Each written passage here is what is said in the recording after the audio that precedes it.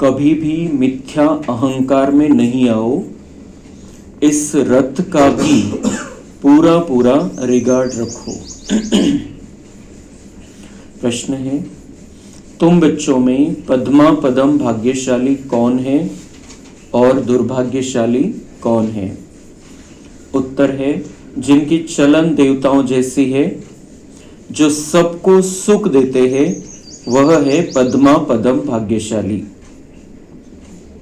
और जो फेल हो जाते हैं उनको कहेंगे दुर्भाग्यशाली। कोई कोई महान दुर्भाग्यशाली बन जाते हैं, वह सबको दुख देते रहते हैं, सुख देना जानते ही नहीं।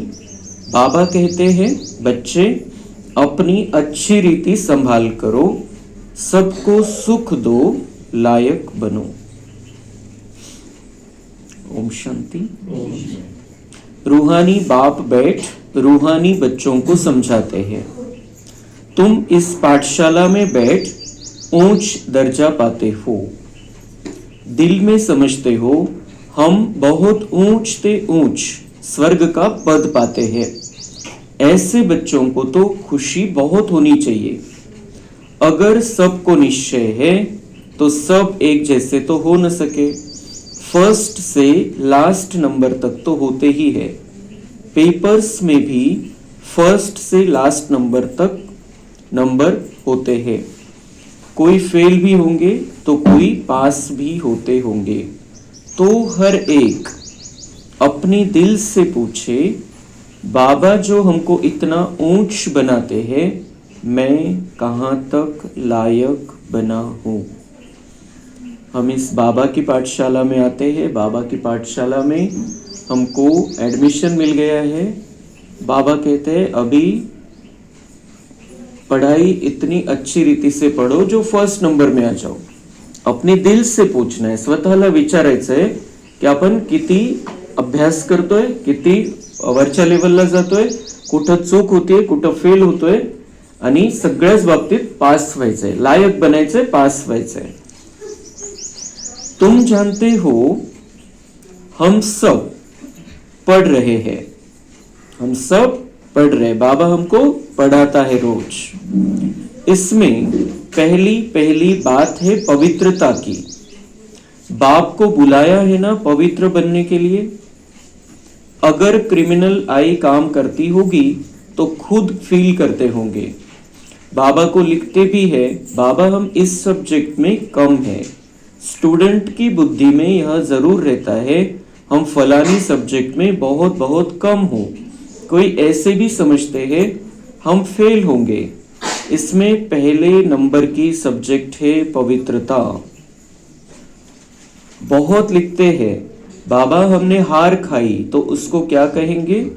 उनके दिल समझती होगी अब मैं चढ़ नहीं सकूंगा। तुम पवित्र दुनिया स्थापन करते हो ना, तुम्हारी एम ऑब्जेक्ट ही यह है। बाप कहते हैं, बच्चों मामेकम याद करो और पवित्र बनो, तो इन लक्ष्मी नारायण के घराने में जा सकते हो।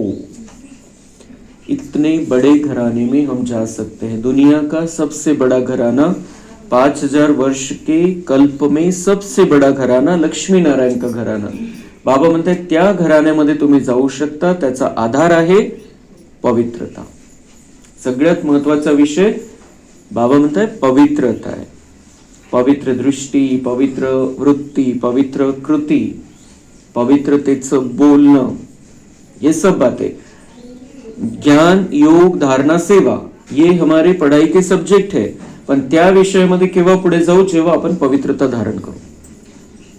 जो बाबा ने हमको अव्यक्त मुरली में इस बार पक्का कराया कि पवित्रता मुख्य है।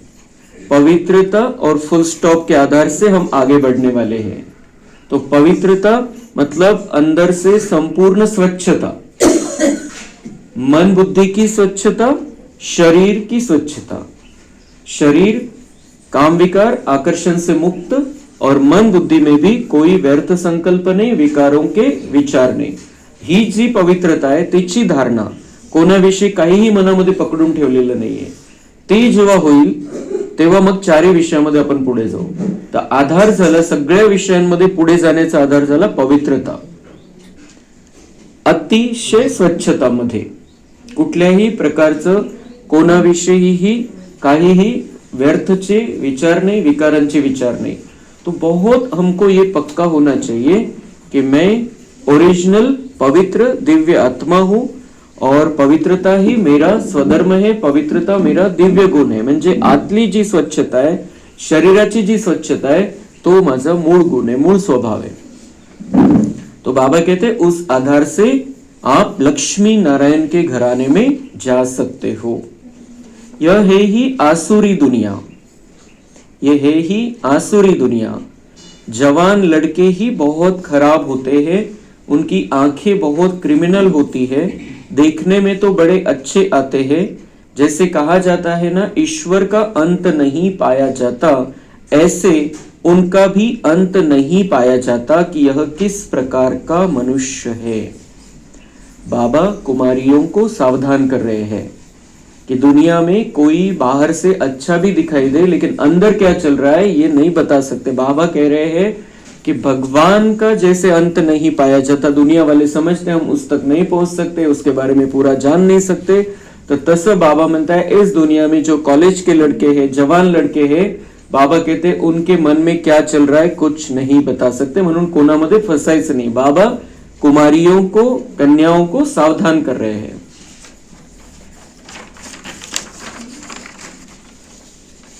माया बड़ी दुष्टर है, इसलिए गायन है आश्चर्यवत सुनंती, अपने को शिव बाबा की संतान कहलावंती, औरों को सुनावंती, कथनती फिर भागंती, अर्थात ट्रेटर बनंती।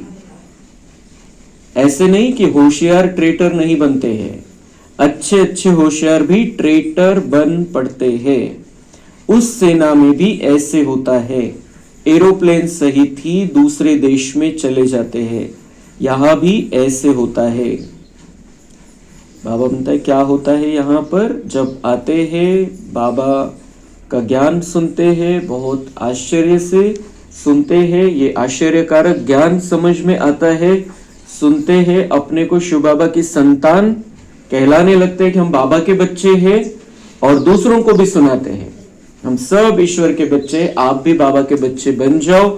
और फिर भागंती अर्थात ट्रेटर बनंती, भाग जाते हैं इस रास्ते से, इस रास्ते को छोड़ के चले जाते हैं।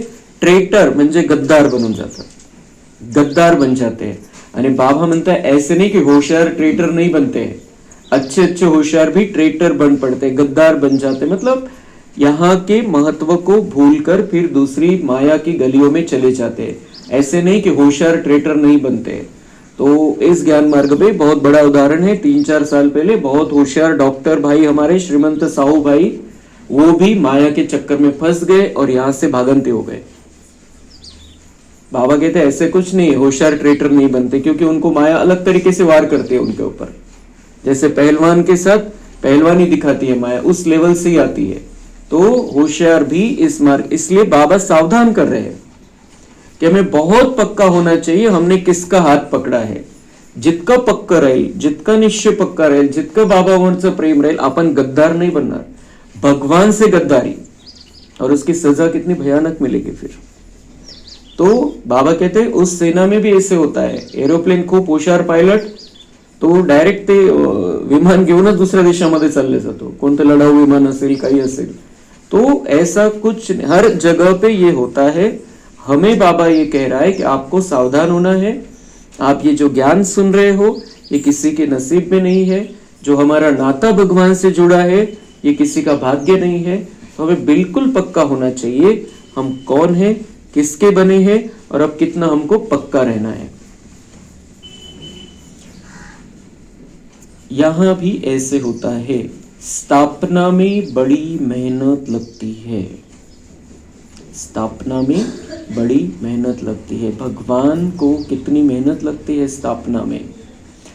जो आपण रात्री पिक्चर बघितला द लाइट, त्याच्यामध्ये बिल्कुल हे खूप क्लियर आलेलं आहे, स्थापना में मेहनत कितनी बड़ी लगती है। ब्रह्मा बाबा का व्यक्ति मास चल रहा है, हम ब्रह्मा बाबा की कहानी को बहुत अच्छी रीति से जानते हैं लेकिन जब हम सामने देखते हैं तो बहुत बहुत क्लॅरिटी से समज में आता. इतकं सुंदर प्रकारे त्या फिल्ममध्ये दाखवलेलं आहे. कशी परिस्थिती होती, कसं झिरो झालं होतं सगळं, कशा प्रकारे बाबा स्थिर राहिले, ब्रह्मा बाबा किती स्थिर राहिले. जेव्हा माउंट आबूला आले तेव्हा मग ते सगळे पैसे जेवढे त्यांच्याकडे होते ते सगळे संपले होते. त्यांच्याच पैशावरती सगळं चाललेलं होतं. सगळे पैसे 350 भाई बहिणी 15 वर्ष सांभाळलं. जहाजाचा खर्च, इकडे येण्याचा खर्च, तिथला खर्च सगळा, तर सगळे पैसे संपले. बाबांना पेपर पण घ्यायचा होता बच्चांचा, कच्च्यांना बाहेर काढायचं होतं, म्हणून तो पार्ट आला. त्यावेळेला ब्रह्मा बाबांची स्थिरता इतकी होती, 350 जण आणि उद्यासाठी एक दाना पण नाही शिल्लक. ते जेव्हा आपण समोर बघतो तेव्हा ते अजून क्लिअर होतं. म्हणजे ती जी स्थिती होती ब्रह्मा बाबांची, ती दुनियेमध्ये कोणाचीही कधीही नसेल. इतकी स्थिर दाखवलेले त्यांना, म्हणजे इतकी स्थिरता होतीच त्यांची की बिलकुल 350 भाई बहिणी हलचल मध्ये आले की आता काय होईल, म्हणजे आपण कुठे कशासाठी आलो, आपण तर या विश्वाचे बादशाह बनणार आहे, आपल्याला देवता बनायचंय, आपल्याला कोणत्या लेवलचं आपल्याला ज्ञान दिलं गेलं, किती समजवलं गेलं की आपका बहुत बड़ा भाग्य है, आप भगवान के बन गए हो, ये सब बातें समझाई गई. और क्या पेपर के समय में क्या था, खाने के लिए दाना नहीं. 350 भाई बहनों को खाने के लिए दाना नहीं, कल की चिंता. तो ब्रह्मा बाबा ने उनको कितना स्थिर रखा, और जब जरूरत थी तब, मतलब ब्रह्मा बाबा का इतना निश्चय था कि वो उसके बच्चे हैं, ऑलमाइटी अथॉरिटी के बच्चे हैं, वो कभी भी बच्चों को भूखा सुला नहीं सकता. किती निश्चय दाखवलेला आहे तो. आपल्याला समजा घरामध्ये कोणी पाहुणा येणार असेल, आपल्याकडे समजा चहा पत्ती नसेल तर आपण, एखादा पाहुणा येणार असेल आणि चहा पत्ती घरामध्ये नाही तर आपल्याला हलचल मध्ये येऊन जातो कि हमें पता है कि हम जाके ला सकते, लेकिन फिर भी वो हो जाता है मन में. कि वो 350 भाई बहने, एक दाना शिल्लक नाही, आणि काय स्थिरता आहे आणि मेहनत. मग कशी मेहनत आहे बाबांची की त्या बच्चांना स्थिर ठेवलं. ब्रह्मा बाबा किती स्थिर राहिले, आणि ब्रह्मा बाबांचं किती किती महत्वाचा पार्ट आहे की ते जर हलचल मध्ये आले असते, थोडं जरी हलचल, त्यांनी तर साक्षात्कार झाले होते. साक्षात्काराला मनुष्य विसरून पण जातो. नव्या दुनियेचा साक्षात्कार, विनाशाचा साक्षात्कार, ते खूप सुंदर दाखवलेले त्यांनी त्याच्यामध्ये. पण ते विसरून पण जातो मनुष्य, जरी साक्षात्कार झालेले.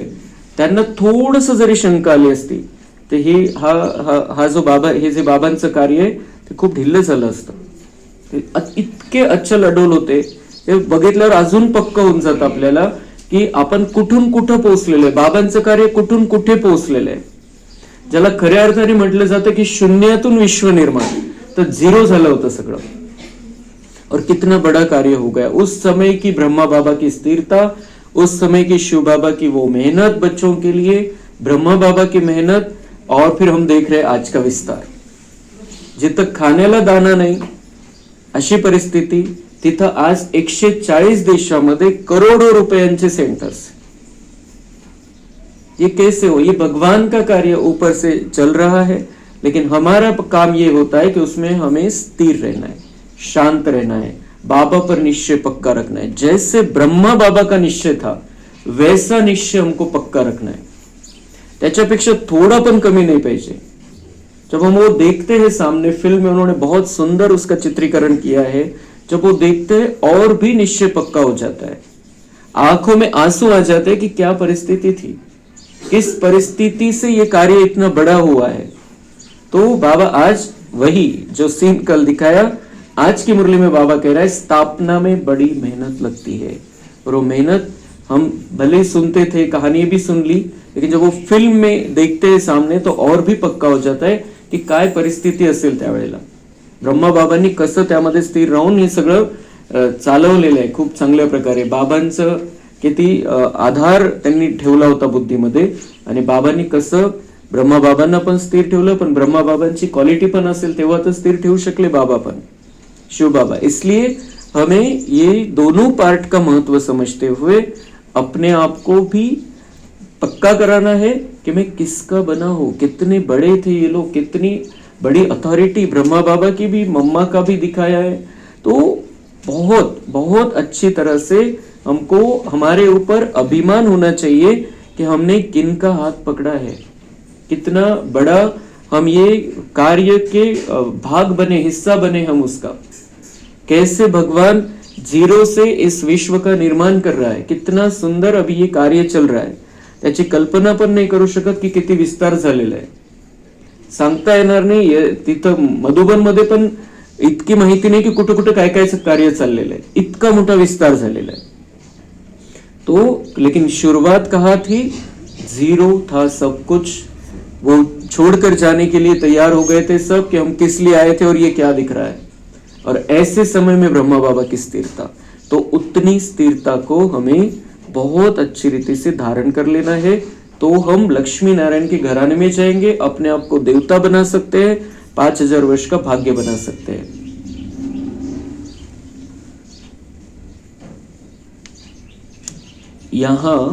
यहां तो बिल्कुल शांत रहना होता है।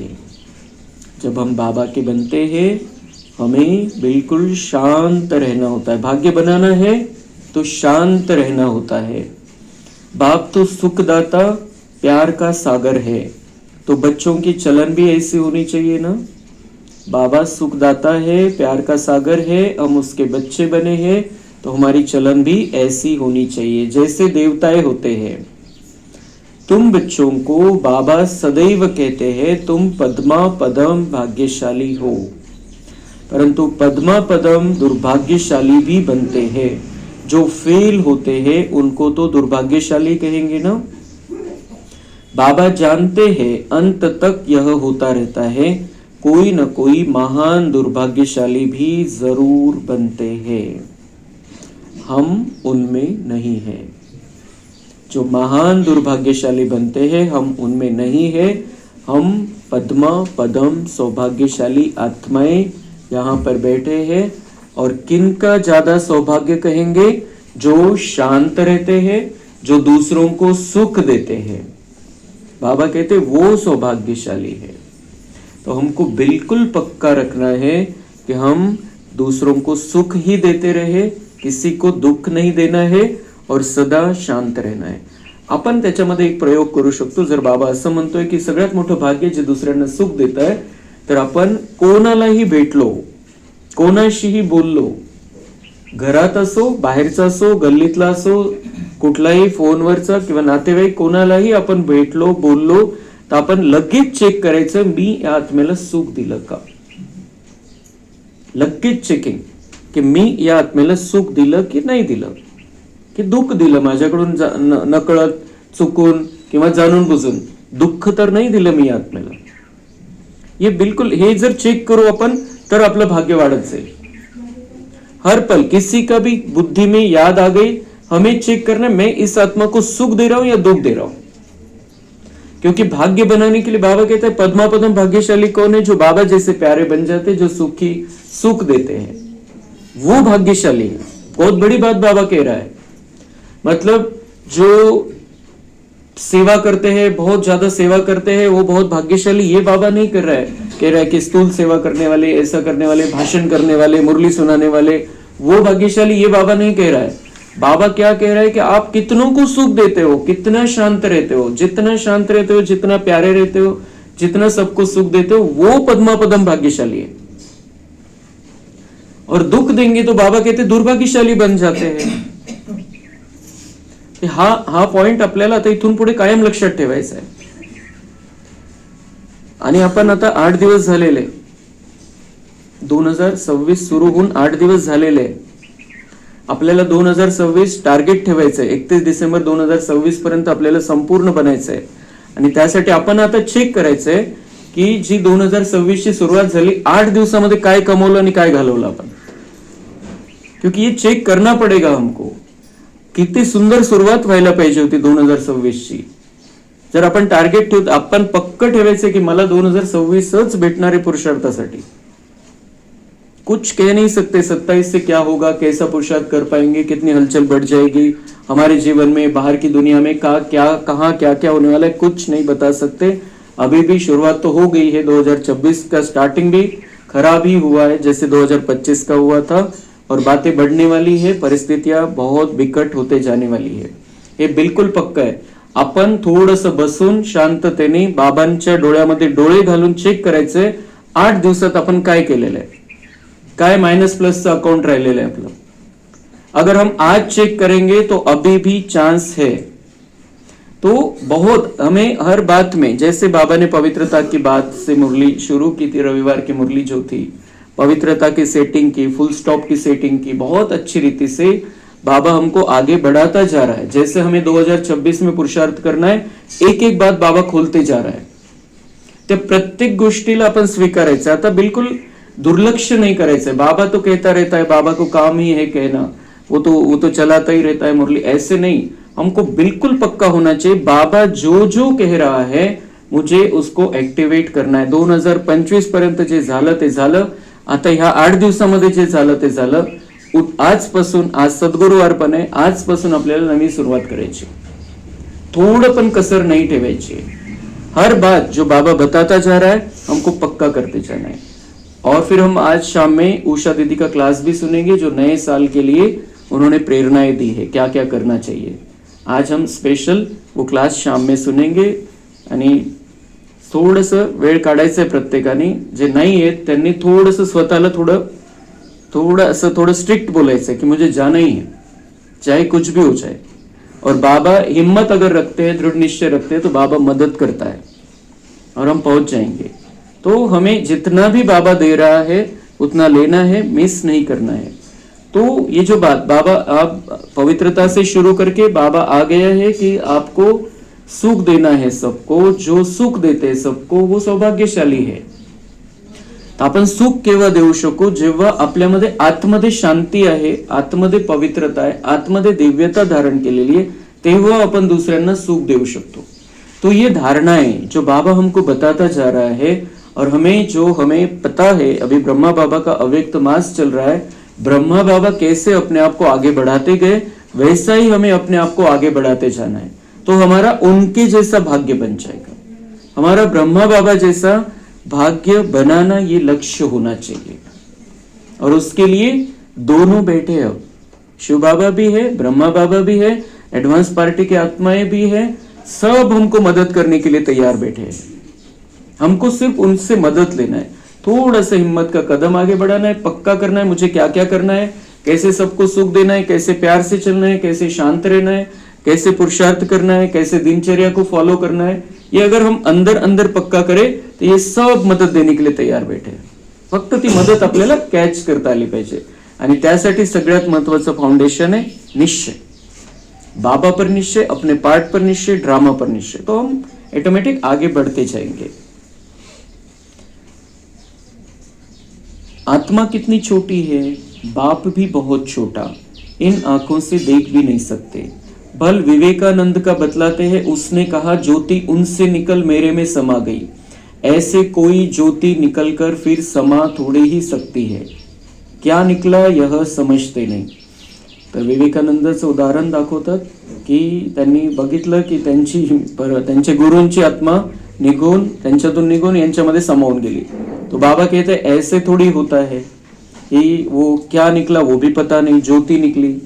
तर ते खूप सुंदर त्या फिल्म मध्ये पण दाखवलंय की त्यांनी ब्रह्मा बाबांनी जेव्हा बघितलं त्यांचे काका, त्यांनी शरीर सोडलं, ती आत्मा कशी भ्रुकुटीमधून सगळ्या राऊंड मारला.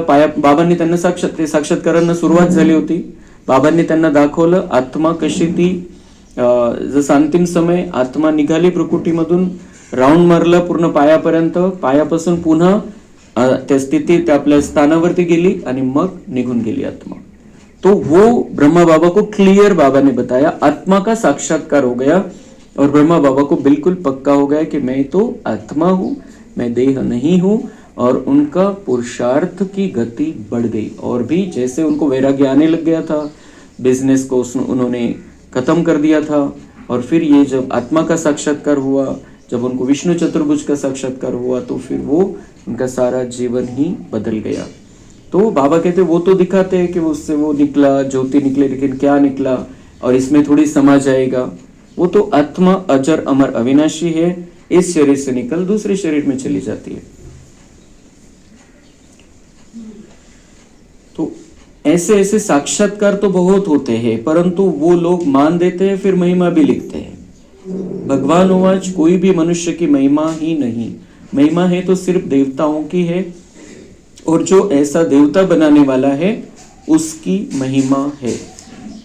बाबा कहते ये कोणाला साक्षात्कार झाले त्यांचा खूप मान सन्मान केला जातो, लेकिन वो जो है मान सन्मान अगर महिमा अगर किसी को होनी चाहिए तो देवी देवताओं के जीवन की होनी चाहिए, और देवी देवताओं को देवी देवता बनाने वाले बाबा की वो उन्होंने बुद्धि में पार्ट रखना चाहिए, समझ होनी चाहिए. इस सृष्टि चक्र का ज्ञान तुम बच्चों की बुद्धि में चलते फिरते रहना चाहिए. तुम चैतन्य लाइट हाउस हो. जैसे वो समुद्र में लाइट हाउस सभी को दिशा दिखाता है, जहाजों को रास्ते से भटकने से बचाता है, तो एका जागी स्थिर असतो. आपण चैतन्य चालते फिरते लाइट हाउस बनायचे, सगळ्यांना रस्ता दाखवायचा है. 2026 में हमें ये चैतन्य लाइट हाउस बनकर रहना है. खुद को भी, खुद के लिए भी लाइट हाउस बनना है, खुद को भी दिशा दिखानी है, खुद को भी सही रास्ते पर चलाना है, और दूसरों को भी दिशा दिखानी, भटकने वाले को राह दिखानी है. सारी पढ़ाई बुद्धि में रहनी चाहिए, परंतु वह अवस्था हुई नहीं है, होने की है. जो पास विथ ऑनर होंगे उनकी यह अवस्था होगी. सारा ज्ञान बुद्धि में होगा. बाप के लाडले लवली बच्चे भी तब कहलाएंगे. ऐसे बच्चों पर बाप स्वर्ग की राजाई कुर्बान करते हैं. जो बाबा कहते हैं जो पास विथ ऑनर होंगे उनकी बुद्धि में सारा ज्ञान होगा. जिनकी बुद्धि में सारा ज्ञान है वही पास होंगे. तो ज्ञान को बुद्धी में बिठाना है. बहुत अच्छी तरह से जे ऐकतोय आपण त्याची धारणा करायची, और उसके लिए अंदर शुद्धता चाहिए. निराकारी, निर्विकारी, निरंकारी स्थिति जितनी हम बनाते जाएंगे उतना हम ज्ञान का स्वरूप बन जाएंगे. प्रैक्टिकल ज्ञानी अपन बनो. ऐसे बच्चों पर बाप स्वर्ग की राजाई कुर्बान करते हैं. कहते हैं मैं राजाई नहीं करता हूं, तुमको देता हूं. इसको निष्काम सेवा कहा जाता है. बच्चे जानते हैं बाबा हमको सिर के ऊपर चढ़ाते हैं, तो ऐसे बाप को कितना याद करना चाहिए. डोक्यावर बसवतोय तो आपल्याला कितनी बड़ी बड़ी बातें सुनाता है, समझाता है. हमारे बारे में जो सत्य है हम नहीं जानते थे वो हमको बताता है. तो बाबा कहते हैं ऐसा जो बाप है जो स्वर्ग की राजाई हमारे ऊपर कुर्बान करने आया है उसको कितना याद करना चाहिए. यह भी ड्रामा बना हुआ है. बाबा म्हणता याच्यामध्ये माझंही काही विशेष नाही आहे, माझं मनाचं काही नाही आहे, ड्राम्यामध्ये माझा पार्ट आहे, त्यानुसार मी तुम्हाला हे सगळं देतोय, तुमच्यासाठी तुमची सेवा करतोय ड्राम्यानुसार. ये ड्रामा बना हुआ है. बाप संगम पर आकर सबको सदगति देते हैं नंबरवार पुरुषार्थ अनुसार. नंबर 1 हाईएस्ट बिल्कुल पवित्र, नंबर लास्ट बिल्कुल अपवित्र. याद प्यार तो बाबा सबको देते हैं. बाबा म्हणते मेरे सभी बच्चे हैं और सबके प्रति मेरी शुभ भावना ही है. सबका कल्याण हो, सब राजा बन जाए, यही है. बाबा कहते हैं नंबर 1 हाईएस्ट बिल्कुल पवित्र और नंबर लास्ट बिल्कुल अपवित्र. फिर भी याद प्यार बाबा कहते हैं मैं सबको देता हूँ. तो लेकिन हमें अपवित्र से फुल पवित्र बनना है. ये लक्ष्य हमारा होना चाहिए. बाबा कितना अच्छी रीति समझाते हैं. कभी भी मिथ्या अहंकार नहीं आना चाहिए. बाप कहते हैं खबरदार रहना है, रथ का भी रिगार्ड रखना है. जो रथ है ब्रह्मा बाबा है, बाबा कहते उनका भी रिगार्ड रखना है. उनका रिगार्ड तो रखना ही चाहिए. खूब सुंदर त्यांचा पार्ट है. कितनी स्थिर वो आत्मा थी, कितनी निश्चय बुद्धि आत्मा थी, कितना बाबा से प्यार था, कितना बाबा में प्यार जम गया था, बैठ गया था उनका पहले दिन से. जब से बाबा की प्रवेशता उनके अंदर हुई, वो सुंदर दृश्य, भगवान की प्रवेशता पहली बार जब बाबा में हुई, तो तब से बाबा का जीवन संपूर्ण रीति से बदल गया. बाबा पर निश्चय उनका कभी भी एक सेकंड के लिए भी कम नहीं हुआ. बाबा से प्यार बढ़ता गया और उन्होंने इतना सुंदर बाबा के स्थापना के कार्य में आगे होके बिल्कुल अपना कार्य समझ के किया. तो ये जो ब्रह्मा बाबा का पार्ट है, बाबा कह रहे उसका भी मान रखना चाहिए. मिथ्या अहंकार में नहीं आना कि मैं बहुत होशियार हूँ, बाबा को भी, बाबा से भी ज्यादा, ब्रह्मा बाबा से भी ज्यादा मेरे अंदर होशियारी है. कुछ थोड़ा भी, इतना सा भी हमारे अंदर कभी भी आना नहीं चाहिए. बाबा कहते मिथ्या अहंकार, जो हम आत्मा है, ओरिजिनल प्रेम स्वरूप, सुख स्वरूप, ज्ञान स्वरूप, आनंद स्वरूप, इन 7 गुणों के अलावा बाकी सब झूठ है. कि मैं ये हूं, मैं वो हूं, मेरे पद, मेरा पोजीशन, मेरे पैसे, मेरी उम्र, मैं बड़ा, ये छोटा, ये सब जो है बाबा कहते हैं ये मिथ्या अहंकार है। ये अहंकार ही हमको दुर्भाग्यशाली बनाता है।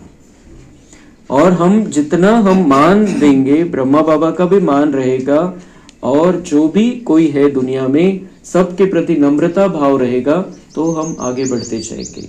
अहंकार हा खूप मोठा ब्लॉकेज आहे। मला सगळं माहिती आहे, मला सगळं समजतं, तर शिकायचं बंद करून टाकतो आपण। हमें हर पल सीखना है, हर पल बाबा का छोटा सा बच्चा बनकर रहना है। मला शिकायचंय, बाबा जे सांगतोय ते शिकायचंय। मला सगळं माहिती आहे, मुरलीमध्ये काय मला माहिती आहे, ज्ञान सगळं माहिती आहे, ये बहुत बड़ा अहंकार है, बहुत भयंकर अहंकार है। बाबा कहते ये मिथ्या अहंकार से बचो। ये जो अहंकार है, जसं म्हणतात गर्वाचं घर खाली, तो वो बिल्कुल इधर खाली हो जाती है बुद्धि। बुद्धि में ज्ञान बैठ ही नहीं सकता है। इसलिए थोड़ा भी अहंकार हमें एक पल के लिए भी नहीं आना चाहिए। हम बाबा के बच्चे हैं, हम सब पढ़ते हैं, हम सब परम शिक्षक के बहुत श्रेष्ठ विद्यार्थी है।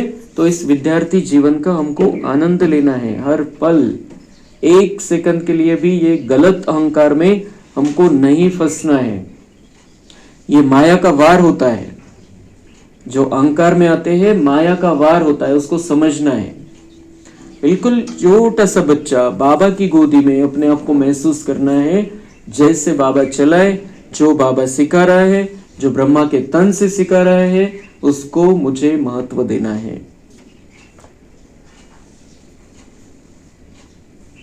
इसने तो कभी गाली नहीं खाई थी, कितना मान सम्मान था। जैसे फिल्म के बाद बहुत सुंदर कनेक्शन है तपस्या भवन का, और हम जो कुछ भी मुरली में आता है ऑटोमेटिक वो सब बातें आ जाती है। कल हमने फिल्म देखी और हमने वो देखा ब्रह्मा बाबा का स्वरूप। बाबा कह रहे इसने तो कभी गाली नहीं खाई थी, किती मान सन्मान होता।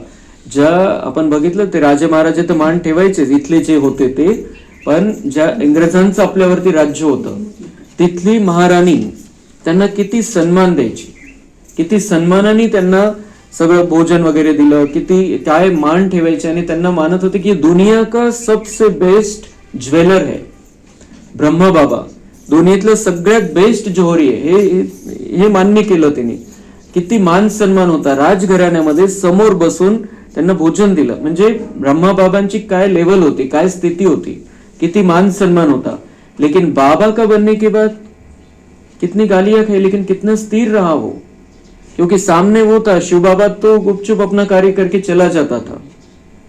किसी को किसको देखते थे ये लोग, ये ब्रह्मा बाबा यही कुछ कह रहा है, यही कुछ जो शास्त्रों में नहीं एक बातें सुना रहा है। लेकिन कितनी स्थिर रहे बाबा। निंदा को, जो निंदा करने वाले उनको उन्होंने मित्र समझा। तो जो हमें जो ब्रह्मा बाबा का पार्ट है उसको सदा बुद्धि में रखना है, और ये जनवरी मास में तो बहुत ज्यादा पक्का कर लेना है कि मुझे बस ब्रह्मा बाबा जैसा दिव्य पार्ट बजाना है यहाँ पर। तो इसने, बाबा कह रहे इसने तो कभी गाली नहीं खाई थी, सब प्यार करते थे, कितना प्यार करते थे सब। अभी तो देखो कितनी गाली खाते हैं बाबा का बनने के बाद। वो तो त्यांना तर किती असं हे झालं पाहिजे की माझं काय जीवन आणि कुठे येऊन पडलेलो आहे मी, कितनी गालियां खानी पड़ती, कितना अपमान, कितनी निंदा सहन करनी पड़ती, और काय मान सन्मान होता, काय शान होती बाबांची। राजा महाराजांची जी स्थिती नव्हती तशी स्थिती ब्रह्मा बाबांची होती बाबांचं बनण्याच्या आधी। तो वो आत्मा कितनी अचल अडोल रही, कितने उन्होंने अपमान सहन किया, और ये इतना बड़ा कार्य करके दिखाया। कितनी म्हणजे त्यांच्यासारखी प्रेरणा दुनियेमध्ये कोणीच देऊ शकत नाही, कोणतंच उदाहरण नाही असं या टाइपचं। तो ये बहुत बड़ी बात आहे। काही नव्हतं व्हॅल्यू आणि मग बाबांचं बनलं, बाबांचं रथ बनलं आणि मग काही केलं असतं तर गोष्ट वेगळी होती। त्यांचे इतका मान होता, इतकी शान होती, ते सगळं सोडून बिलकुल साधारण जीवन, आणि ते पण मग सगळं निंदा अपमान बाहेरच्यांकडून। राहणार जिथं राहण्याचं स्थान होतं त्याला आग लावली गेली, दंडे काठ्या घेऊन यायचे, कोर्टमध्ये केस झाली, क्या क्या नहीं हुआ। लेकिन बाबा कितना स्थिर रहा। असं नहीं वाटलं त्यांना एक सेकंदासाठी की वही जीवन अच्छा था। उनको पता था कोई लाइट है, कोई माइट है, वो मुझसे कार्य करा रही है, पहले वो हुआ उनको, और फिर क्लियर हुआ कि ये शिव बाबा का कार्य चल रहा है और मेरे द्वारा ये स्थापना का कार्य भगवान को करना है। तो वो बस आगे बढ़ते गए, एक सेकंड के लिए भी पीछे मुड़कर देखा नहीं, एक सेकंड के लिए भी उनको वो आकर्षण ने खींचा नहीं पुराने जीवन की मान शान का। तो बाबा कह रहे हैं कि कैसा इनका कितना सुंदर पार्ट है, इसका हमें महत्व रखना चाहिए।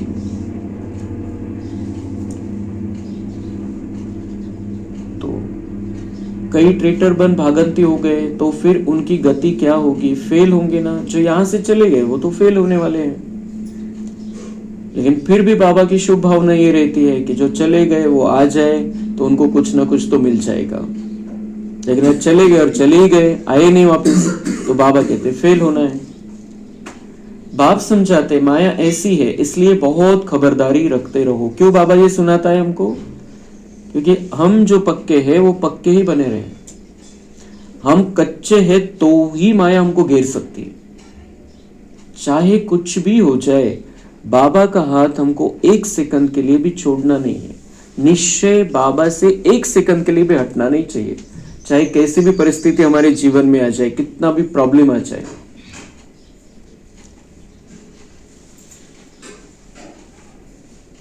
माया किसको भी छोड़ती नहीं है।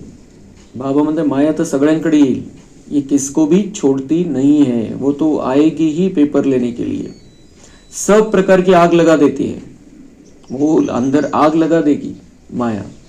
बाबा कह रहे हैं कि वो तो आने ही वाली, वो उसका काम करेगी। तुम्हारा काम, बाबा ने बताया उस दिन कि माया का काम है आना, आपका काम है विजयी बनना। वो कितना भी आग लगाए, हम अगर अंदर से शांत रहेंगे, निरहंकारी स्थिति में रहेंगे, निर्विकारी रहेंगे, तो वो ये आग बुझ जाएगी। माया आग लगाएगी, काम, क्रोध, लोभ, मोह, अहंकार किसी भी प्रकार की। लेकिन हम अगर अंदर से शांत है, अगर हमें मिथ्या अहंकार नहीं है, तो ये आग बुझ जाएगी। बाप कहते हैं मेरे सब बच्चे कामचिता पर चढ़ काले कोयले बन गए। सब तो एक जैसे नहीं होते हैं, न सबका एक जैसा पार्ट है। इसका नाम ही है वेश्यालय। कितना बार कामचिता पर चढ़े होंगे। रावण कितना जबरदस्त है, बुद्धि को ही पतित बना देता है।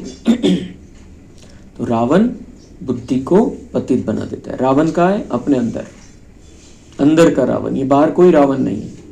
हर एक के अंदर रावण बैठा था, और हम उसको अभी हमें हर साल नहीं जलाना, एक ही बार जला के भस्म करके खत्म कर देना है।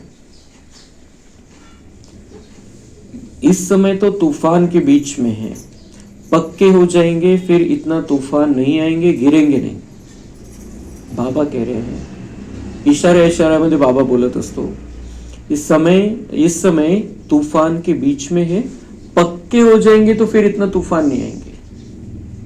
जितना हम अंदर से बाबा के पक्के बच्चे हैं, बाबा के प्रति थोड़ा भी संकल्प में भी, भावना में भी थोड़ा सा संशय है, ड्रामा में थोड़ा सा संशय है कि ऐसा क्यों, ये अगर क्यों मन में है, तो हम बाबा के पक्के बच्चे नहीं हैं। स्वतःला सांगायचे समजून। अगर हमारे मन में हमारे पार्ट के प्रति, बाबा के पार्ट के प्रति, या ड्रामा में हमारे जीवन में जो सीन चल रही है, जो परिस्थिति हमारे जीवन में है, कोई बात हो जाती है, हमारे मन में अगर क्यों आ जाता है, तो हम बाबा के पक्के बच्चे नहीं है। बिल्कुल स्वतःला सर्टिफिकेट द्यायचं, ते जाणीवच नाही झाली तर आपण पक्के होणारच नाही। हम पक्के कब है? जब हम निश्चय बुद्धि निश्चिंत है, हमारा कोई प्रश्न नहीं चलता है, परिस्थिति है, खेल है, पेपर आया है, हमको निकलना है उसमें से, बस इतना ही, और बाबा बैठा है, हम निकल जाएंगे। अगर ये क्यों की क्यों लग जाती है, अगर प्रश्न आ जाते, तो एक प्रश्न नहीं रहता वो कभी भी, अकेला प्रश्न कभी नहीं आता है, प्रश्न के साथ और प्रश्नों की लाइन लग जाती है। तो बाबा कह रहे हैं कि तूफान के बीच में कब तक है? जब तक पक्के नहीं है। जर वादळ येत आहे जीवनामध्ये, प्रॉब्लेम निर्माण होता है, परिस्थिति आहे, तो पक्के नहीं है। बाबा म्हणता है पक्के हो जाएंगे तो फिर इतना तूफान नहीं आएंगे, गिरेंगे नहीं। तो पक्का अगर रहेंगे ते सगळे वादळ समाप्त होऊन जातील। बाबा म्हणतात पक्का मतलब पक्का, जसं ब्रह्मा बाबा पक्के होते, जी स्थिरता दाखवलेली आहे, त्यांच्या जीवनात जे वादळ आलं बाबांचं बनल्यानंतर, जे रोजचं प्रॉब्लेम होता त्याच्यामध्ये ते पक्के राहिले बाबाचे, म्हणून त्या वादळाचा परिणाम त्यांच्यावर झाला नाही, बाकी सगळ्यांवर झाला. नंतर मम्मा पण स्थिर झाल्या. पण जेव्हा ब्रह्मा बाबा पक्के राहिले त्यांच्यावर किती वादळ तुफान, वो बाहर चल रहा था, मध्ये कोणतंच वादळ नव्हतं. ब्रह्मा बाबांच्या मध्ये कोणतंच वादळ नाही आलं, म्हणून त्यांच्या मनामध्ये कधी प्रश्न पण नाही आला एक सेकंदासाठी पण. तो हम अगर पक्के है तो तूफान आएंगे नहीं, आएंगे तो हमको महसूस ही नहीं होगा तूफान है, वो बैठा है वो देख लेगा बस. मतलब बड़ी बातों में इतनी बड़ी बात जो ब्रह्मा बाबा के जीवन में बताई गई, वो हुआ, इतने महीनों तक चला, इतने साल तक चला. वो तो हमारे जीवन में तो कुछ भी नहीं, हम छोटी छोटी बातों में तूफान में आ जाते हैं. हमको लगता है ये बहुत बड़ा तूफान आ गया, खूप वादळ आलं, काय होऊन गेलेलं आता, अरे बापरे, ये सब हो जाता है. और इतना कुछ होने के बाद भी वो ब्रह्मा बाबा कितने स्थिर रहे, कल्पनाच नाही करू शकत काय स्थिरता असेल ते एक व्यक्तीची. तो हमको इसलिए तो बाबा कहता है ये मेरा नंबर 1 विद्यार्थी है और इसको फॉलो करो. ये उदाहरण है कि सिख को देखने की जरूरत नहीं है हमको, बस ब्रह्मा बाबा की कहानी बुद्धि में रखनी है और हम स्थिर हो जाएंगे, पक्के हो जाएंगे.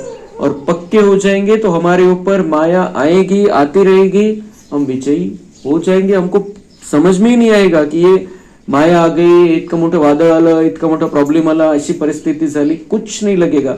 कब तक लगता है, जब तक हम कच्चे हैं. 1% पण कच्चेपण असेल तर आपल्याला प्रॉब्लेम वाटतो इथं, ऐसा क्यों, ये क्यों, इसका कैसा है, वैसा है, मेरा जीवन ऐसा है, मेरे लाइफ में ऐसा है. ये सब बातें कब है, जब तक हम कच्चे हैं. जब हम पक्के हैं तो ये किसी बात का कोई असर हमारे ऊपर नहीं होता है.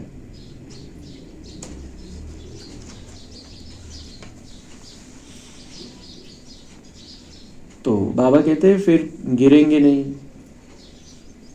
नामाचार तो होना ही है, झाड़ तो बढ़ता ही है, थोड़ा विनाश होगा तब फिर बहुत खबरदार रहेंगे. बाबा कहते हैं बच्चों का अभी थोड़ा थोड़ा कच्चापना जो है, बाबा कहते हैं थोड़ा विनाश होगा तब फिर बहुत खबरदार रहेंगे, थोड़ा विनाश होगा तब फिर बहुत खबरदार होंगे. जो थोड़ा होना था वो बहुत हो गया है, अभी बहुत विनाश हो गया. बाबा की ये मुरली चली हुई है 60 वर्ष पहले, त्यावेळेला बाबांनी सांगितलं थोडा विनाश होगा तब फिर. अभी थोडा विनाश तो बड़ा विनाश भी, बड़े सीन भी हमने देख लिए, आता काय बघायचं राहिलेलं आहे, अजून कोणतं बाकी आपल्याला पक्का व्हायसाठी. सब कुछ दिखाई दे रहा है. बाबा जो कहता है, बाबा कहते थोड़ा विनाश होगा तब फिर बहुत खबरदार रहेंगे. अभी तो दिखाई दे रहा है सब कुछ, तो खबरदारी अनलिमिटेड होनी चाहिए. सावधानी बिल्कुल परमानेंट पाहिजे, 1 सेकंड पिन असावधान राहायचं नाही. आता ये माया के सारे तूफान हैं, उनसे हमें मुक्त अगर रहना है तो बिल्कुल हमें पक्का होना चाहिए. ये सारा महापरिवर्तन का समय आ गया, अंतिम समय आ गया, अंतिम घड़ियां चल रही है, हमको बहुत पक्का होकर रहना है और माया से हर पल सावधान रहना है. फिर बाबा कहते हैं, बाबा ने वो बताया था कि कैसा होना चाहिए उस समय, और ये वो समय है जब बहुत खबरदार रहेंगे, फिर बाप की याद में एकदम चटक जाएंगे, समझेंगे टाइम बहुत थोड़ा है. आताच ती वेळ चाललेली, अभी टाइम बहुत थोड़ा, बहुत मतलब बहुत थोड़ा है, खूप थोडा वेळ. अचानक आता समजा आता आपल्याला वाटतंय की हा स्थिर झालं, असं काही एकदम मग काही होतं, काही थांबून जातं. जब ऐसा हो जाएगा तब ये सारा विनाश का प्रोग्राम अचानक चालू होगा. वो शब्द सदा बुद्धि में रखना है जो दशरथ भाई ने हमको बताया था. अभी तो एक तत्व डांस करता है, ग्रुप डांस होने वाला है, ग्रुप डांस होने वाला है. ये सब तत्व एक साथ में वार करेंगे और ये अचानक होगा. त्यावेळेला काहीच करू शकणार नाही, फक्त पश्चाताप एवढंच करता येईल आपल्याला, आणि तो खूप भयानक असेल. इसलिए बाबा कहते हैं कि वो समझेंगे टाइम बहुत थोड़ा है. बाप तो बहुत अच्छा समझाते हैं, आपस में बहुत प्यार से चलो. फिर बाबा उसी बात पर आ गए कि हमको कैसे रहना है इस जीवन में, देवताओं जैसा रहना है. आपस में बहुत प्यार से चलो, आंख नहीं दिखाओ. क्रोध का भूत आने से शक्ल ही एकदम बदल जाती है. जेव्हा आपल्याला राग येतो तेव्हा पहिले आरशामध्ये जाऊन बघायचंय, पहिले आरशात बघायचंय. मेकअपसाठी कोणाला भेटायसाठी जायचंय त्याच्या आधी आरसा बघता काय व्यवस्थित आहे का, विंचरलेलं आहे का, भांग पाडलेली आहे का व्यवस्थित. क्रोध जेव्हा येतो तेव्हा सगळ्यात पहिले पळायचंय फास्ट, आरशाकडे जाऊन बघायचंय क्या हो जाता है वो चेहरा. और उसी समय बाबा देख ले हमको उसके बड़े टीवी में, तो हम अपना चेहरा नहीं देख सकते आईने में क्रोध वाला, और बाबा बड़ी टीवी में देखता है तो कैसा लगेगा उसको. क्रोध का भूत आने से शक्ल ही एकदम बदल जाती है. तुमको तो लक्ष्मी नारायण जैसी शक्ल वाला बनना है. असा चेहरा पाहिजे कधी पण. ते चेहऱ्याकडे बघायचे निरखून. ही धार्मिक गोष्ट नाहीये, हिंदूंचे देवी देवता तसं बनायचे ही गोष्ट नाहीये. तो जो चेहरा आहे ते आंतरिक स्वच्छता दाखवतो. तो चेहरा आंतरिक खुशी दाखवतोय, शक्ती दाखवतोय, पवित्रता दाखवतोय, दिव्यता दाखवतोय. ज्ञानी मनुष्याचा चेहरा आहे तो वो वैसा चेहरा हमारा होना चाहिए. लक्ष्मी नारायण जैसी शक्ल वाला हमको बनना है. एम ऑब्जेक्ट सामने है, साक्षात्कार पिछाड़ी को होता है जब ट्रांसफर होते हैं. जैसे शुरू में साक्षात्कार हुए ऐसे अंत समय में भी बहुत पाठ देखेंगे. तुम बहुत खुश रहेंगे. मिरुआ मौत मलू का शिकार. जो कच्चे रहेंगे वो शिकार हो जाएंगे और जो पक्के रहेंगे वो बच के रहेंगे. बाबा उनको सुरक्षित रखेगा, साक्षात्कार में रखेगा, खुशी में रखेगा. तो इसलिए लास्ट तक हमको पक्का रहना है. पिछाड़ी में बहुत सीन सीनरी देखनी है, तब तो फिर पछताएंगे भी ना हमने यह किया. कुछ भी अब गलत हमारे से नहीं होना चाहिए. जो हमारा ढीला ढाला पुरुषार्थ है, अलबेलापन है, वो भी देखेंगे. हम बहुत पछताएंगे. हम बहुत कुछ कर सकते थे, हमको पता था हे काहीच राहणार नाही, इथलं सगळं संपणार आहे, सगळं झिरो होणार आहे. सोबत येणारे फक्त बाबांचं ज्ञान, बाबांनी जी शक्ती भरली आपल्यामध्ये, ज्या धारणा आपण केलेले, जे गुण आपल्यामध्ये आपण भरू शकलो असतो, नाही भरले आपण. नहीं हमने समय दिया, हम बिल्कुल हमारे चक्कर में रहे, हमारे परिवार में रहे, तो उसका बहुत ज्यादा पश्चाताप होगा. बाबा कहते खून के आंसू रोएंगे. तो उससे उस भयंकर सीन से, भयंकर रिजल्ट से हमें अपने आप को बचाना है. अब फिर उनकी सजा भी बहुत कड़ी मिलती है. सिर्फ पश्चाताप नहीं होगा. बाबा कह रहे हैं वो जो होगा वो पश्चाताप होगा. गलती की है, गलत किया है और उसकी सजा बहुत कड़ी मिलेगी. हम सोच भी नहीं सकते इतनी भयानक सजा है जो उन्होंने वो उसमें लिखा है, वो शास्त्र में, वो उससे बहुत कड़ी सजा है. कढईमध्ये तळणं वगैरे त्याच्यापेक्षा खूप भयंकर वाटेल ते. और 1 सेकंड की सजा में ऐसे लगेगा जन्म जन्मांतर से सजा भोग रहे. इसलिए हमें बहुत सावधान रहना है 2026 में. बाप आकर पढ़ाते हैं, उनकी भी इज्जत नहीं रखते तो सजा मिलेगी. अब ये और नई बात बाबा कह रहा है. मतलब बाबा परमधाम से आके पढ़ाता है. हर जहां पर भी क्लास चल रहा है बाबा राउंड लगाता है. बाबा ने कहा, बहुत बार कहा, मुझे चक्कर लगाने में कितना देर लगता है. बाबांना काही शरीर विमानाने कुठं जायचं थोडीच आहे. आत्मा बहुत सबसे ज्यादा स्पीड वाली, और परमात्मा का तो उसमें तो कोई ब्लॉकेज ही नहीं है, कुठल्याही प्रकारचा अडथळा नाही. त्याची स्पीड किती असेल. तो जहां मुरली क्लास चल रहा है बाबा चक्कर लगाता है. बाबा के वाइब्रेशन में मुरली चलती है. बाबा ही हमको सुनाता है. और बाबा क्या कह दिया बाबा ने आज, बहुत बड़ी बात कह दी है. बाप आकर पढ़ाते हैं, उनकी भी इज्जत नहीं रखते तो सजा मिलेगी. भगवान की इज्जत नहीं रखते तो सजा मिले. खुद को पश्चाताप होगा, ये भी तो सजा है, ये भी तो सजा है. बाबा का हमने अपमान किया. बाबा पढ़ाने आता है और हम लगे रहे अपने ही परिवार में, तो बाबा कहते सजा मिलेगी. और फिर उसके आगे बाबा कह रहा है, मतलब मुरली नहीं सुनते उसकी सजा मिलेगी. उसके आगे बाबा कह रहा है सबसे कड़ी सजा उनको मिलेगी जो विकार में जाते. त्याच्यापेक्षा कडक सजा कोणाला सजा मिळेल जे मुरली नाही ऐकत. त्याच्यापेक्षा कडक सजा कोणाला मिळेल जो विकार में जाते हैं. और किनको सजा मिलेगी, जो शिव बाबा की बहुत ग्लानी कराने के निमित्त बनते हैं. बाबा तुम्हाला असं शिकवतो का, ओम शांतीमध्ये हेच शिकवतात का, मुरलीमध्ये हेच सांगतात का, ये प्रश्न अगर कोई हमसे पूछ रहा है, इसका मतलब बाबा की निंदा कराने के हम निमित्त बन गए. और उसकी बहुत कड़ी सजा है. बाबा म्हणताय सजा आहे मुरली न ऐकण्याची, त्याच्यापेक्षा जास्त सजा आहे विकारांमध्ये जाण्याची, त्याच्यापेक्षा जास्त सजा आहे की कोणी आपल्याला असं म्हणणं, बाबांची निंदा करण्याचे आपण निमित्त बनलेलो आहे, त्याची खूप भयंकर सजा है। तो ये बाबा क्यों बता रहा है कि ऐसा नहीं होना चाहिए कि आम्हाला माहितीच नव्हतं, म्हणून बाबा सांगून टाकतोय पहिलेच। माया बड़ी जबरदस्त है, स्थापना में क्या क्या होता है, स्थापना में क्या क्या होता है वो सब फिल्म में दिखा दिया उन्होंने, क्या क्या। और हम और 2-3 दिन के बाद एक बड़ी फिल्म देखणे, जसं वेळ असेल त्याप्रमाणे, भाग्यविधाता, त्याच्यापेक्षा सुंदर फिल्म, पण ती 2.5 तासाची आहे, आपल्याला 2 पार्ट मध्ये बघू शकतो, नाही तर मग एक सरसकट जर बघितले 2.5 तास आपण ठरवू, जर एका वेळेला 2.5 तास बघू शकत असो आपण टाइम काढून तर ती बघू, नाही तर मग 2 पार्ट मध्ये। पण आपल्याला कारण ते माहित झालं पाहिजे कि ये अपन कहीं साधारण ठिकाणी नहीं बसलेले है, ये भगवान का बहुत बड़ा कार्य चल रहा है और उसमें ब्रह्मा बाबा का रोल कितना महत्वपूर्ण है ये हमको पता होना चाहिए। और ये अव्यक्त मास ब्रह्मा बाबा का मास है, तो हमको और भी पक्का कर लेना है, क्योंकि ब्रह्मा बाबा को देख के ही तो हमको आगे बढ़ना है। त्यांनी हायवे बनवून दिलेला आहे, फक्त चालायचंय त्याच्यावरती, आपल्याला काहीच करायचं नाही।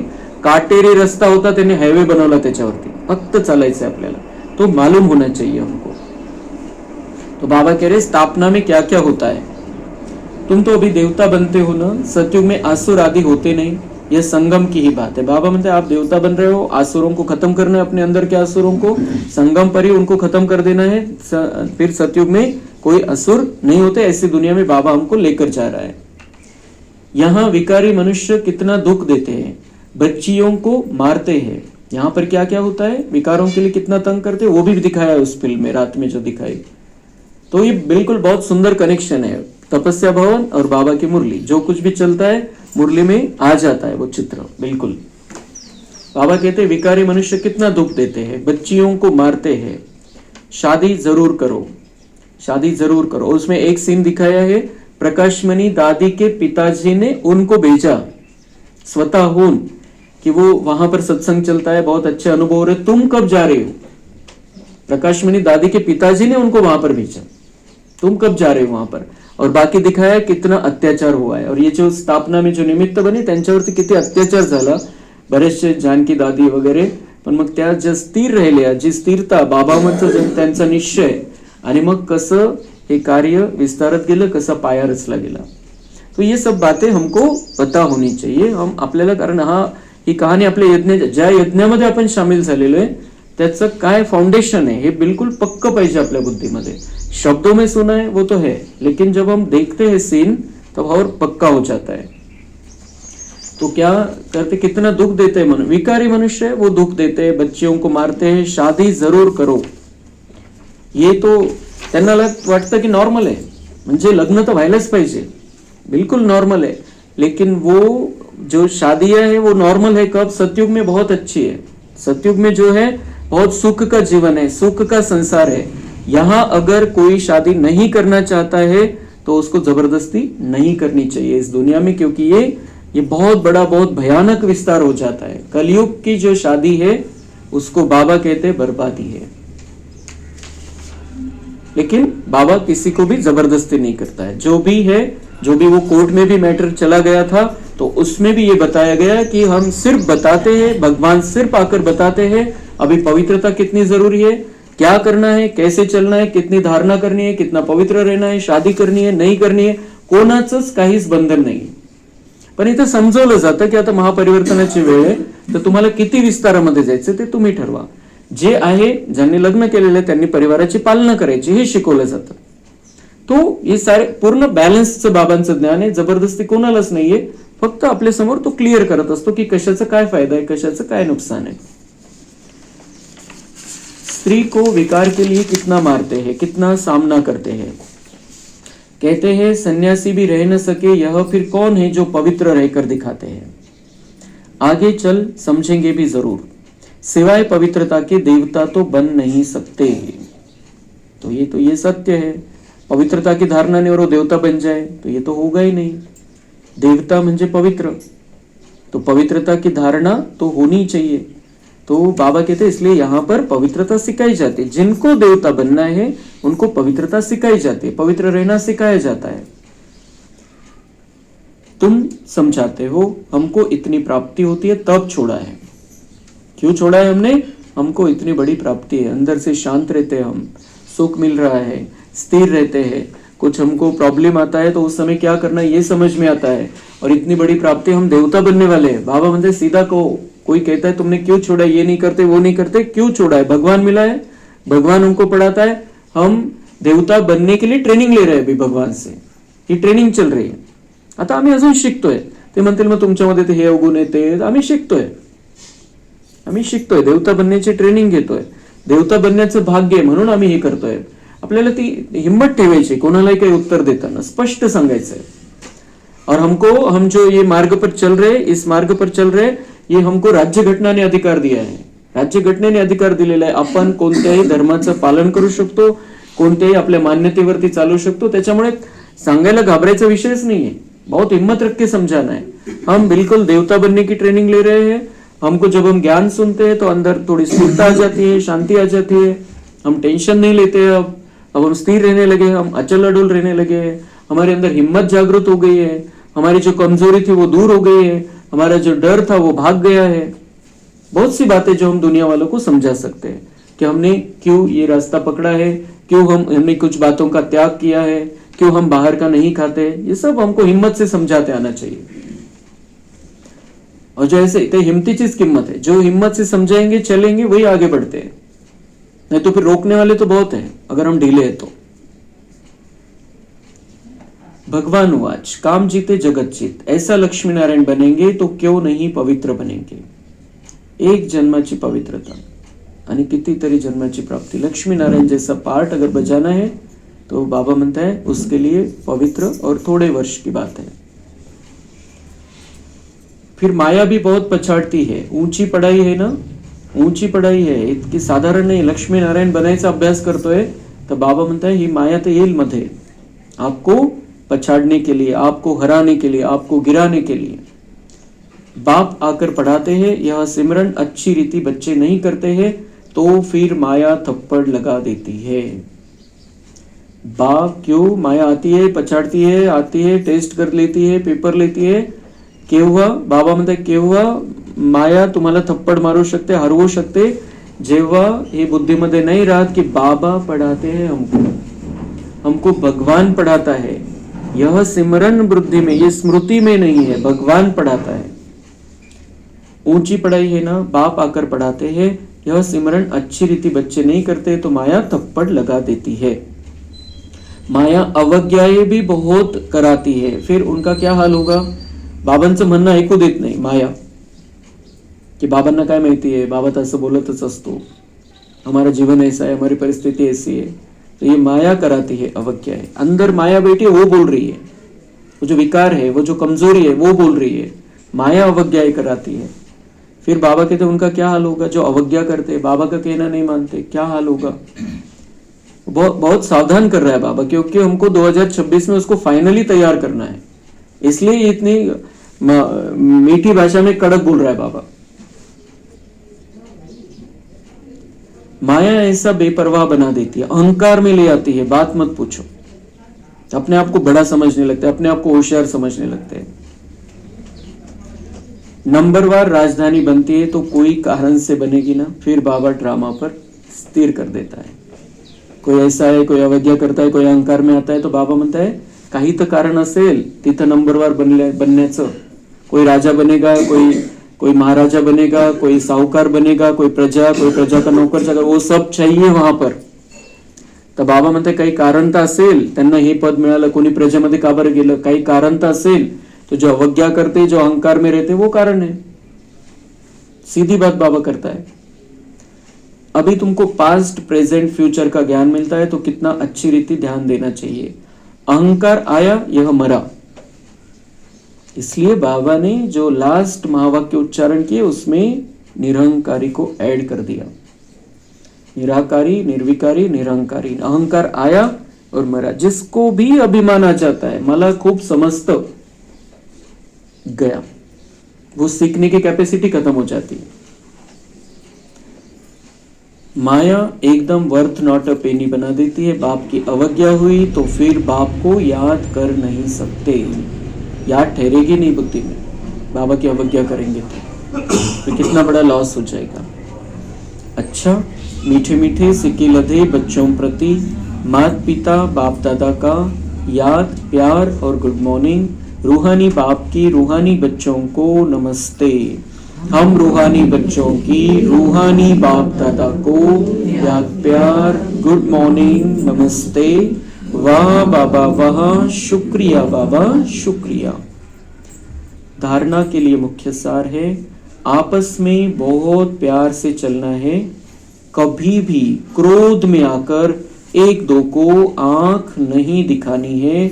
बाप की अवज्ञा नहीं करनी है। नहीं मतलब नहीं होना चाहिए। हमारे बाबा ने नहीं बोला है मुझे नहीं करना है, बस फुल स्टॉप। कुछ भी उसमें नहीं, ये ऐसा था वैसा था, परिस्थिति ऐसी थी, वो ऐसा है ये ऐसा है, कुछ भी नहीं। नहीं कहा है ना बाबा ने, नहीं करना है बस। पास विद ऑनर बनने के लिए पढ़ाई बुद्धि में रखनी है। चैतन्य लाइट हाउस बनना है।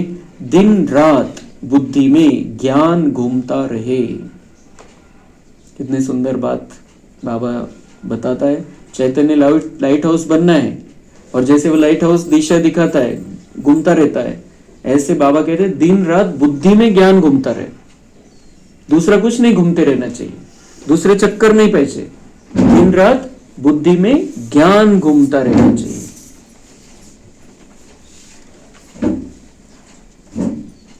टोली घेऊन जा तिकडून। दिन रात बुद्धि में ज्ञान घूमता रहे। वरदान है, ऑलमाइटी बाप की अथॉरिटी से हर कार्य को सहज करने वाले सदा अटल निश्चय बुद्धि भव। हम सबसे श्रेष्ठ ऑलमाइटी बाप की अथॉरिटी से सब कार्य करने वाले हैं। यह इतना अटल निश्चय हो जो कोई टाल न सके। इससे कितना भी कोई बड़ा कार्य करते अति सहज अनुभव करेंगे। ये अति सहज स्थिति ब्रह्मा बाबा की दिखाई दी, जो हमने देखा कल। अति सहज स्थिति, अति सहज। कितना बड़ा कार्य, कितनी बड़ी परिस्थिति, कितना बड़ा प्रॉब्लम, लेकिन उनका निश्चय कैसा था? हम सबसे श्रेष्ठ ऑलमाइटी बाप की अथॉरिटी से सब कार्य करने वाले हैं। उसने अधिकार दिया है, वो करा रहा है, हम कर रहे हैं, हम निमित्त है। ये इतना अटल निश्चय हो जो कोई टाल ना सके। इतना अटल निश्चय हमारी बुद्धि में होना चाहिए कि हम जो सर्वोच्च अधिकारी सत्ता है इस दुनिया की, उसके इशारे पर चल रहे हैं, उसके कहने पर कार्य कर रहे हैं। तो बाबा म्हणता है कोई आपको उससे हिला ही नहीं सकता है। आप बहुत स्थिरता से आगे बढ़ते रहेंगे और कितना भी बड़ा कार्य है सहज अनुभव होगा। म्हणजे आपल्या घरातलं असो, शेतीतलं असो, पारिवारिक असो, ईश्वरीय कार्य असो, प्रत्येक वेळेला बिलकुल बुद्धीमध्ये पाहिजे मी सेवेसाठी इथं आलेले, मधुबनवरून बाबांनी इथं पाठवलेले आणि ती सर्वोच्च सत्ता माझ्याकडून हे करवून घेते। याच्यामध्ये जे जे प्रॉब्लेम येतील, जी जी परिस्थिती येईल, अति सहज अनुभव होईल आपल्याला। नाही तर थोड्या प्रॉब्लेम मध्ये कितीतरी संकल्प चालायला लागतात।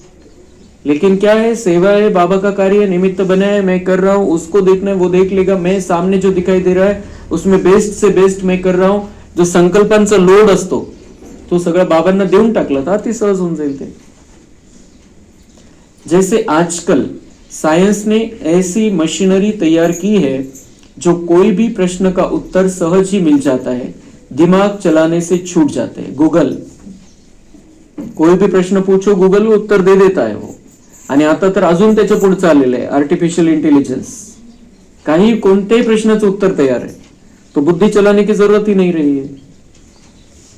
ऐसे ऑलमाइटी अथॉरिटी के सामने रखेंगे तो सब प्रश्नों का उत्तर सहज मिल जाएगा। तर बाबा म्हणतात इतकं इतकं प्रेम पाहिजे, इतका निश्चय। जसं कमलेश दीदींचा अनुभव आपण परवा ऐकला, इतना निश्चय, इतना प्यार बाबा से कि बस उसके सामने रख दो, उसको बता दो, सब प्रश्नों का उत्तर सहज मिल जाएगा, सब सहज हो जाएगा। ऐसे कोई भी प्रॉब्लम आ जाए, बाबा को ब्रह्मा बाबा के तन में देखते हुए हमें उनको सब कुछ बता देना। इतकं असं सांगायचंय की बाबा बघून घेईल, याच्यामध्ये इतकंसं सुद्धा संशय नाही पाहिजे। जेव्हा थोड़ा संशय रहेल, बाबांना सांगितलेलं पोहोचणारच नाही। तो उसकी एक विधि होती है, वो एक मन की स्थिति होती है। जब बात बाबा तक पहुंचती है और बाबा हर बच्चे की बात सुनता है, समझता है, लेकिन वो कब उसको कुछ कर सकता है, कब उसके तक हमारी बात पोहोचते, जब हमारे मन में संपूर्ण निश्चय आहे, बाबाचे संपूर्ण प्यार आहे, तेवढंच फक्त त्याला पाहिजे. ते व्हायब्रेशनचं कनेक्शन कसं जुडेल, बाबांवर संपूर्ण 100% निश्चय आणि 100% प्रेम. और फिर उत्तर हमको सहज मिल जाएगा और सहज मार्ग की अनुभूति होगी. स्लोगन है, एकाग्रता की शक्ति परवश स्थिति को भी परिवर्तन कर देती है. जो परवश हो जाते हैं, कभी कभी विकारों के वश, कभी कभी परिस्थिति के वश हो जाते हैं, बाबा म्हणतात त्याच्यासाठी एकाग्रतेची शक्ती. बाबा में मन बुद्धि को एकाग्र रखना, तो फिर वो परिवर्तन हो जाएगा. ज्याला जसं आपल्याला वाटतं की प्रॉब्लेम आहे, ही खूप भयंकर परिस्थिती आहे, ते खूप सहज होऊन जाईल, परिवर्तन होऊन जाईल. तो बाबा में संपूर्ण मन और बुद्धि. अव्यक्त इशारे, ब्राह्मण जीवन का मजा जीवन मुक्त स्थिति में है. मरने के बाद जीवन मुक्त तो ऑटोमेटिक हो जाएंगे कुछ समय के लिए, लेकिन यहाँ बाबा सिखाता है ब्राह्मण जीवन में हर पल जीवन मुक्त रहना है. किस मतलब वैराग्य और किसी से मोह नहीं, किसी की आकर्षण में नहीं, लगाव में नहीं, झुकाव नहीं, टकराव नहीं, ईर्ष्या नहीं, द्वेष नहीं, कुछ भी नहीं, बहुत हल्के. तो ये जीवन मुक्त स्थिति, बाबा कहते हैं ये ब्राह्मण जीवन का मजा है. न्यारा बनना अर्थात मुक्त बनना, मतलब बिल्कुल हम प्यारे भी है लेकिन न्यारे हैं. वो मतलब मुक्ति की स्थिति है, बंधन नहीं है. संस्कार के ऊपर भी झुकाव नहीं, क्या करूं कैसे करूं, करना नहीं चाहते थे लेकिन हो गया, यह है जीवन बंध बनना. बंधन क्या है, समझ में नहीं आ रहा है, करते जा रहे. कुछ करने के बाद में ऐसा लगता है ऐसा नहीं करना चाहिए था, ऐसा नहीं बोलना चाहिए था, करना नहीं चाहते थे लेकिन हो गया, क्या करूं कैसे करूं, ये नहीं. जो प्रॉब्लम कमजोरी वाले विचार है वो भी नहीं होने चाहिए, नहीं तो वो बंधन बन जाता है सब. इच्छा नहीं थी लेकिन अच्छा लग गया, शिक्षा देनी थी लेकिन क्रोध आ गया, यह है जीवन बंध स्थिती. मला काहीतरी शिकवायचं होतं पण राग आला, रागामध्ये सांगितलं तर वो कोई सीखता नहीं गुस्से से. ब्राह्मण अर्थात जीवन मुक्त, कभी भी ऐसे किसी बंधन में बंध नहीं सकते. ब्राह्मण जीवन मुक्त, ब्राह्मण का मतलब है जीवन मुक्त, और वो किसी भी बंधन में अब बंध नहीं सकते हैं. अच्छा, ओम शांति.